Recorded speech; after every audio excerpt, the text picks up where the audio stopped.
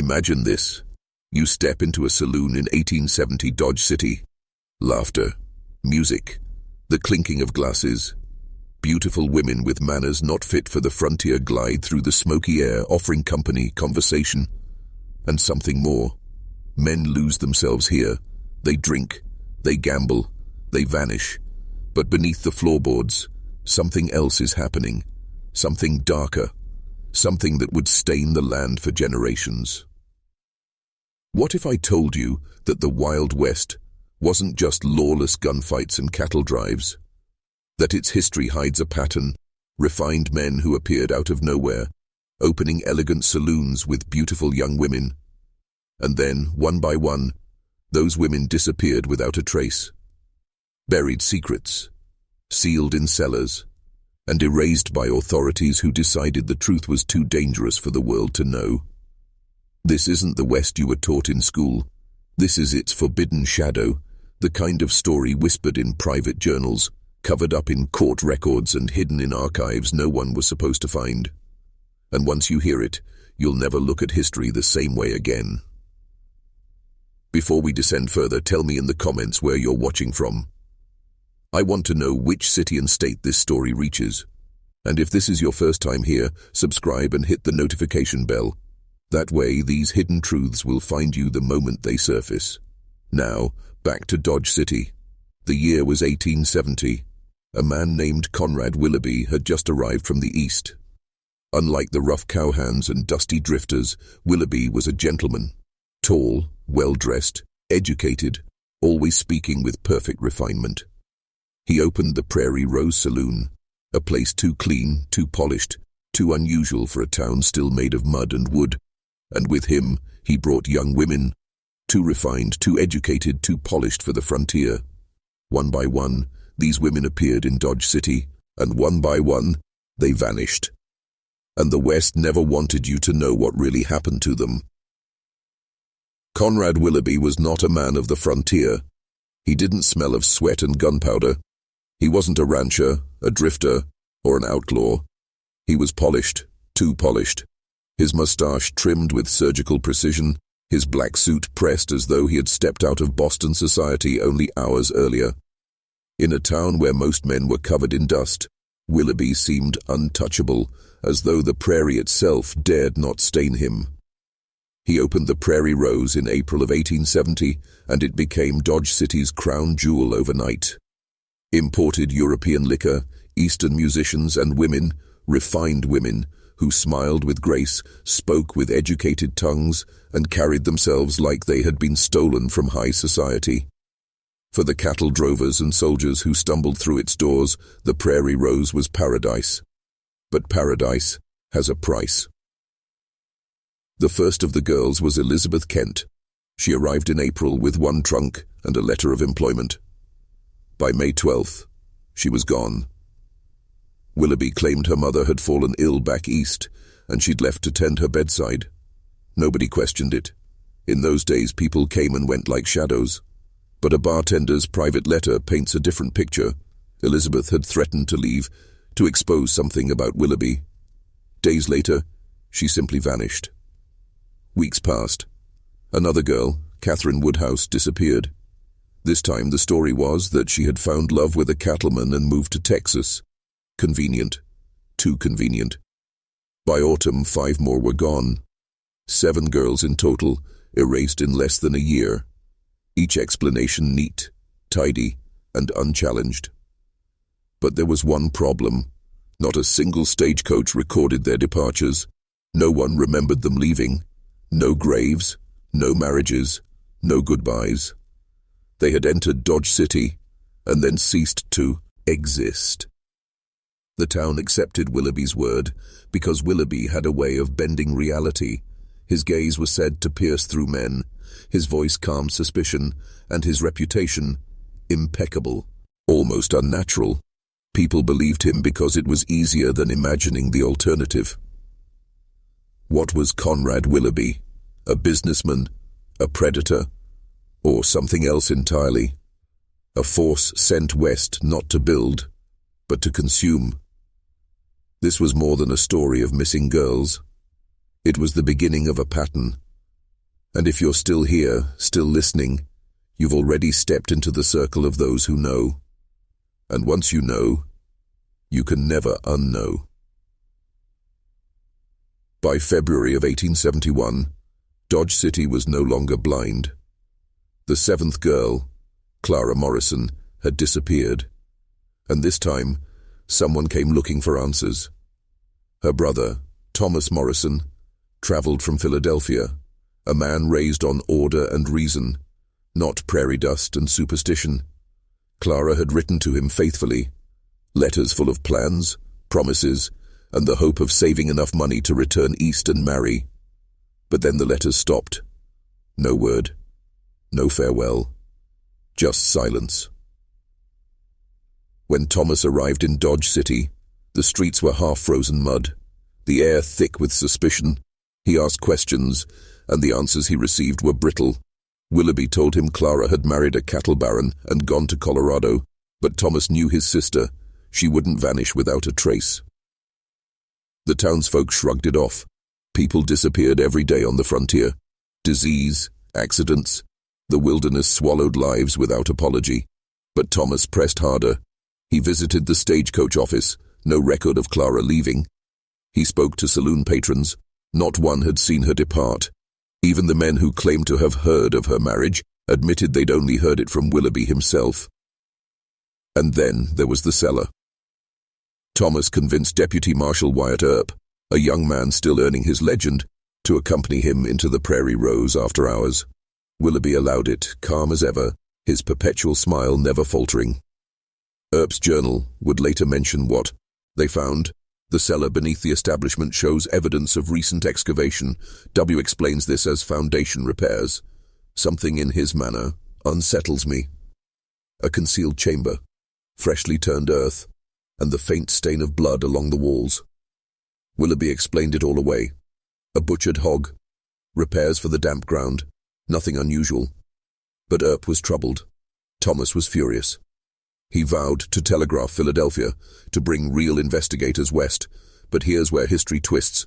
The very next day, Thomas Morrison disappeared. Willoughby told the town that he'd received a telegram. His sister had been found in Denver, and Thomas had left to meet her. One problem. Dodge City had no working telegraph line in 1871. No such message could have been received. Thomas Morrison was never seen again. At this point, a pattern was no longer just suspicion. Something was feeding beneath Dodge City, something that wore a gentleman's face. And for the first time, even the law began to feel it. On February 19, 1871, Wyatt Earp returned to the Prairie Rose, not alone this time, but with several men. Whatever doubts he had before, Thomas Morrison's disappearance was too much. He could not ignore the cracks forming in Willoughby's story. The official records tell a polite lie.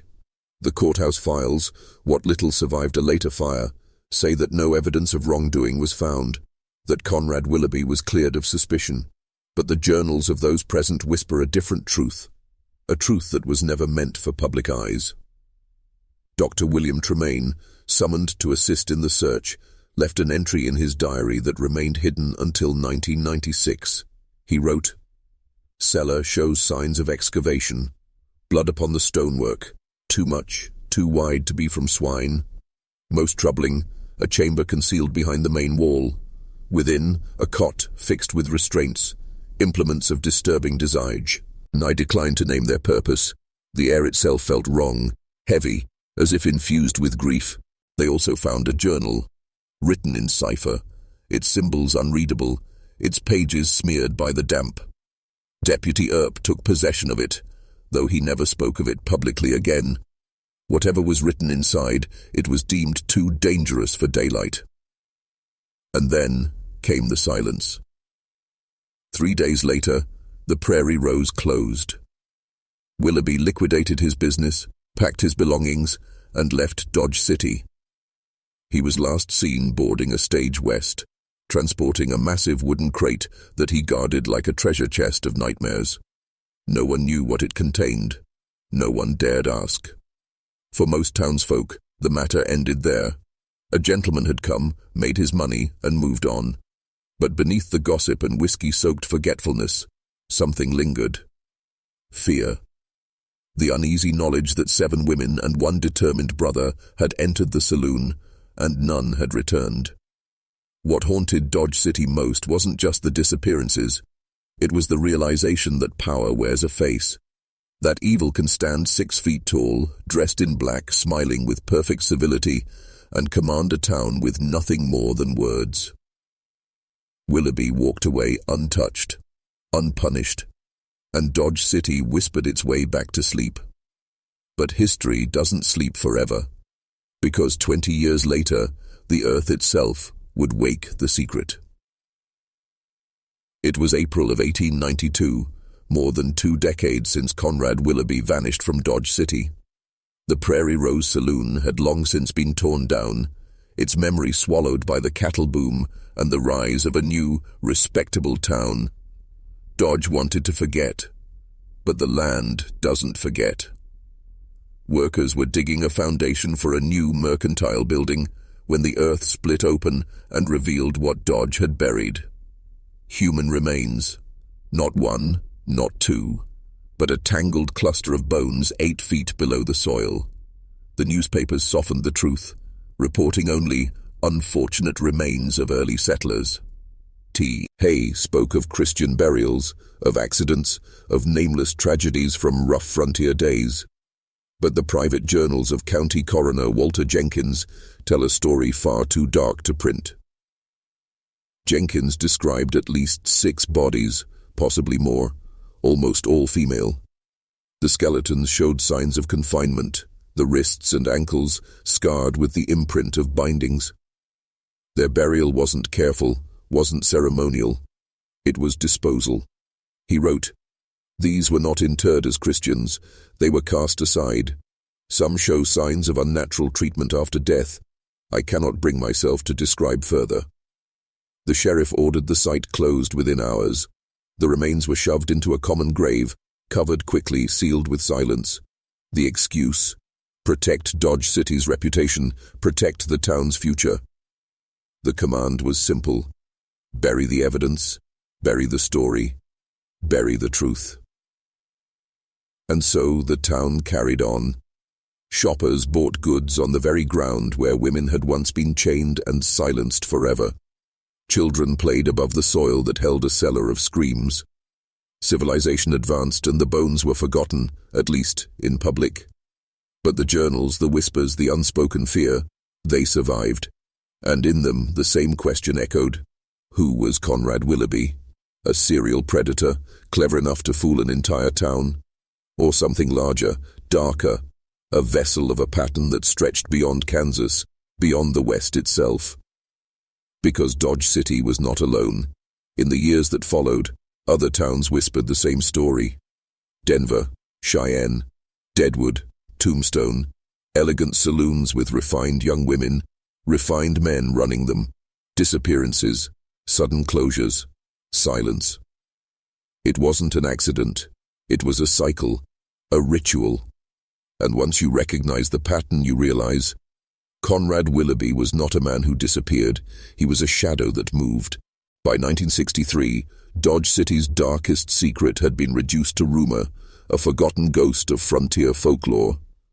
But history has a way of calling back the curious. That year, a doctoral student named Rebecca Harmon began digging, not in the soil, but in the archives. She was researching women in frontier communities, looking for patterns of migration, employment, survival. Instead, she found silence. 7 women entering Dodge City, none leaving. Her notes, preserved in the University of Kansas archives, trace her descent into obsession. At first, she was simply puzzled by missing records.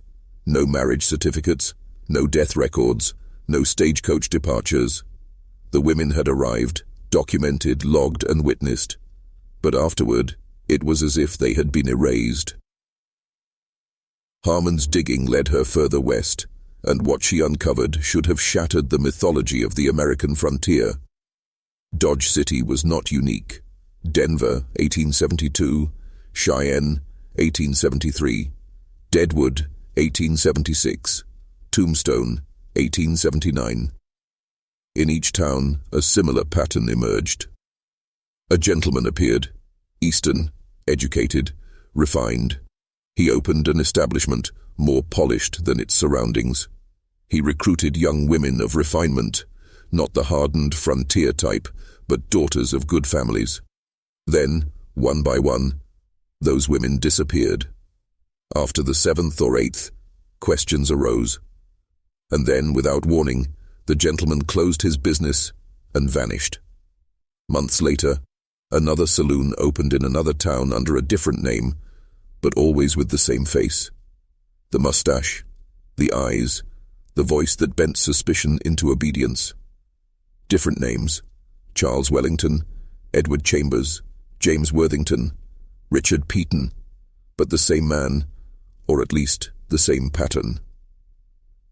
Harmon wrote in her journal, "The advertisements are identical. The wording shifts only the place, never the promise. Imported liquor, refined companionship, entertainment of the highest quality. This cannot be coincidence. It is design, a system at work." And then she went further.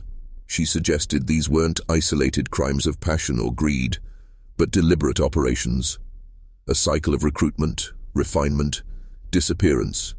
Not random murders, but something systematic, something ritualistic. But the deeper she went, the more resistance she met. Records that should have existed were suddenly missing. Correspondents stopped replying. Officials told her to abandon her work. She didn't. Not yet. But the system she was uncovering was not history's accident. It was history's blueprint. And men like Conrad Willoughby were not outliers. They were architects.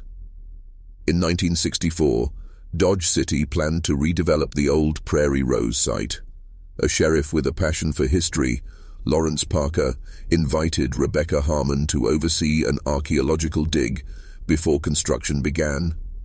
This was her chance to prove what the archives hinted at. But when the soil gave up its secrets, the truth was more disturbing than even Harmon had imagined.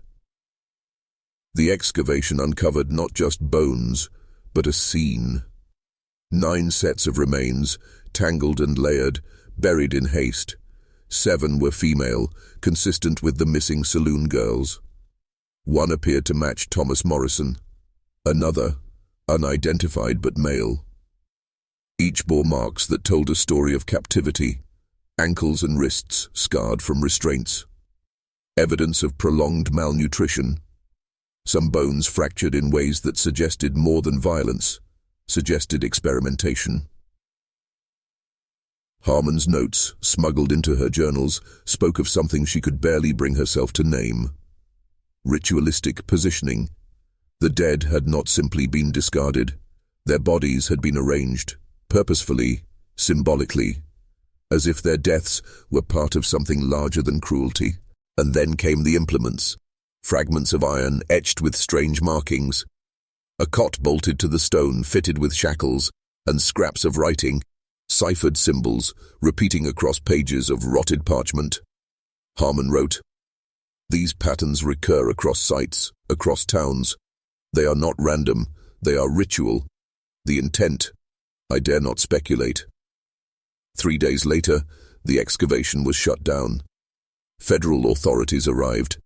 The remains were removed, sealed, and buried in an unmarked common grave. Harmon was ordered to abandon her research. Parker was warned to remain silent, and the public was told nothing. But Harmon's private journal recorded her final thoughts. "This is no mere crime. This is a system older than the frontier, cloaked in civility, harvesting under the guise of refinement. They have silenced the evidence. They will silence me." In 1968, Rebecca Harmon died in what was described as a domestic accident, but men who knew her swore she had been frightened in her final months, whispering of visits from strangers, of files that disappeared from her home, of shadows that lingered too long, and with her death, the case was buried once again. But the truth leaves traces, and those traces point not just to Dodge City, not just to Conrad Willoughby, but to an unbroken chain of manipulation stretching across time. By the late 20th century, Rebecca Harmon's warnings were little more than dust in forgotten archives. But for those who studied the fragments, her notes, the journals, the coroner's hidden reports, a new and terrifying picture began to emerge. Dodge City was not an isolated nightmare. It was a demonstration, a model. Think about the elegance of it, the refinement, the polished veneer. A man arrives not as a brute, but as a gentleman. He offers sophistication, a taste of civilization. Women are recruited, not the broken, desperate kind, but those with education, refinement, potential. They vanish. Authorities investigate just enough to create the illusion of order. Then, silence, closure, forgetting. That cycle is the very essence of control. Historians of power began to notice the same fingerprints beyond the West. In London, 1812. In Paris, 1835. In New York, 1858. Refined establishments appearing like beacons of culture, always followed by disappearances.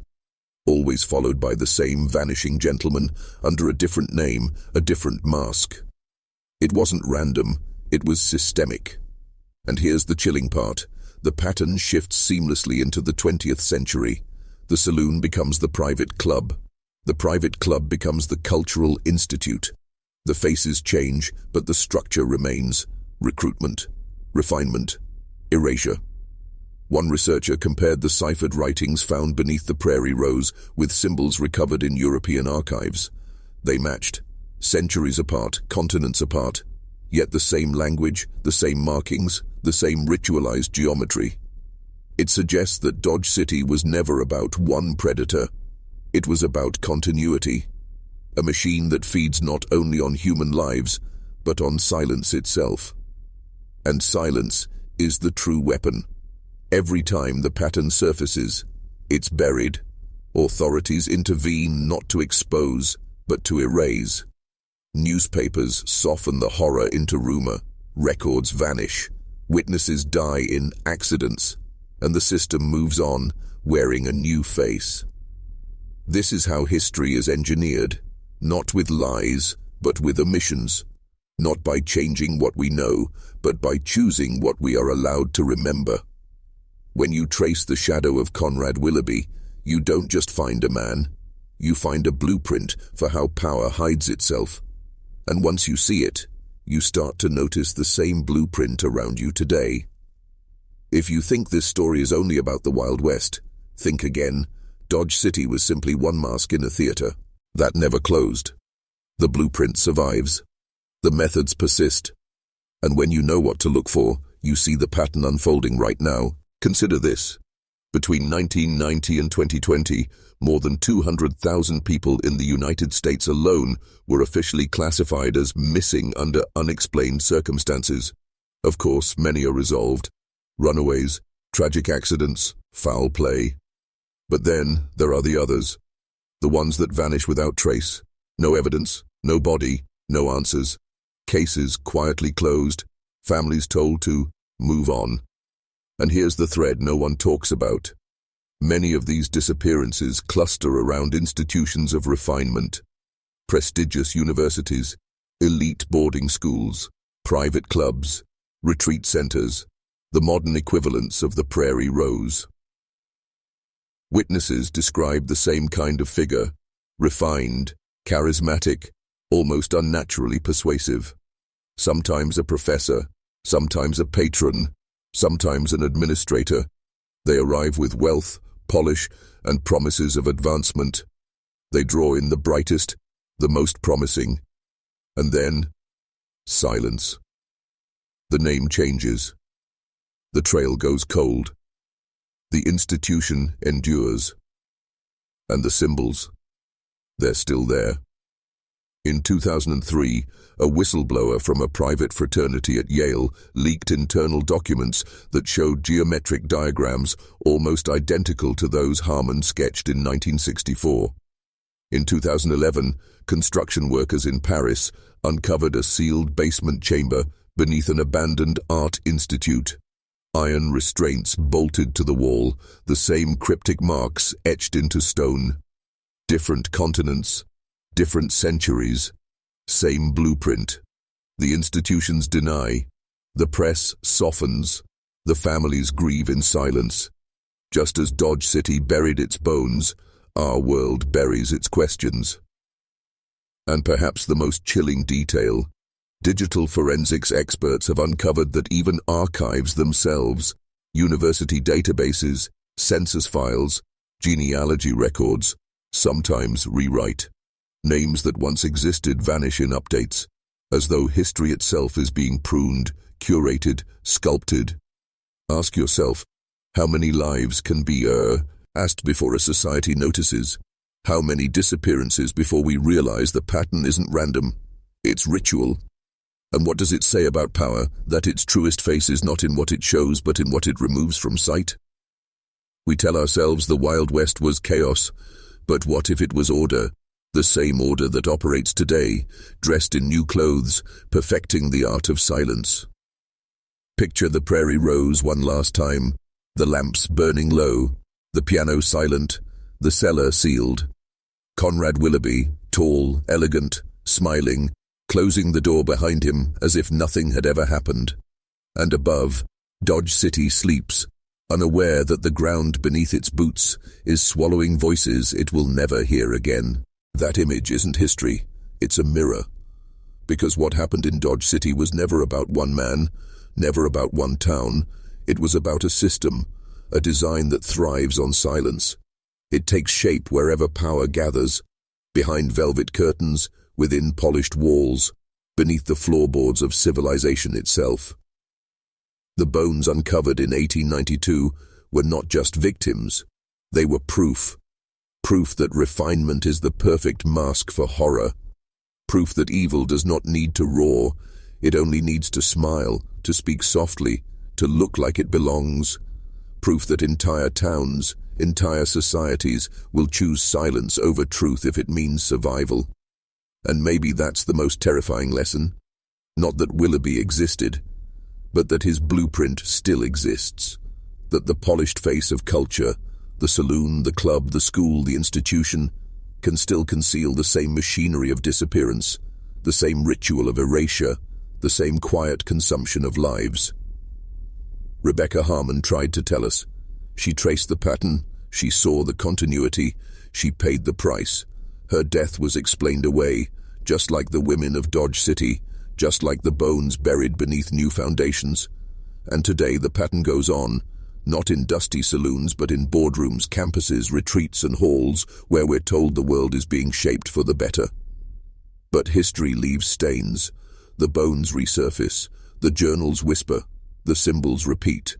And every time the system tries to bury itself, something remains, waiting for someone brave enough to dig. So here is the truth. The story of Dodge City is not over. It is not even past. It's a story still being written, in shadows, behind doors we are never invited to open. And if you've listened this far, you are now part of it. The question is, what will you do with it? Will you turn away like Dodge City did? Or will you remember that history only belongs to the living if the living refuse to be silent? Because silence is how the blueprint survives. And the moment you break it, the moment you speak, you become the crack that history cannot seal.